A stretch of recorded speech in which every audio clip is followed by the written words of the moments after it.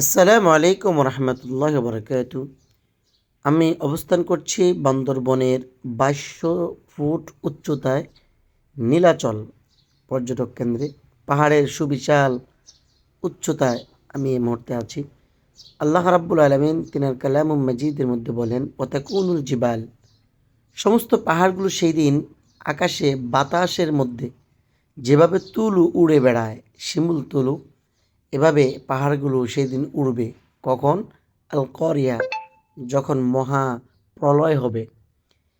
আসলে আল্লাহ তাআলা এই পাহাড়গুলোকে, জমিনকে স্থির করার জন্য এই পাহাড়গুলোকে পেরেক স্বরূপ নির্মাণ করে রেখেছেন। পাহাড় একটি প্রাকৃতিক সৌন্দর্যের পরিবেশ। এই পাহাড়গুলো আমাদেরকে প্রাকৃতিকভাবে আনন্দ দেয়। আল্লাহ তাআলার এই অপরূপ সৃষ্টি আপনাদের সবার অবশ্যই একটু সফর করে দেখা উচিত। আমি আসলাম এখানে একটি নিম গাছের নিচে আমি বসে আছি। সকালবেলার মৃদু বাতাস অত্যন্ত ভালো লাগার মতো। কিছুক্ষণ আগে এখানে মেঘ খেলা করছিল, যদি এখন প্রায় 8টা 9টা বেজে গেছে। ফজরের পর আমরা এখানে আসছিলাম। অবশ্যই আপনারা যাবেন, প্রকৃতির কাছে আল্লাহ তাআলার সৃষ্টিগুলো দেখবেন, শুকরিয়া আদায় করবেন। আলহামদুলিল্লাহ।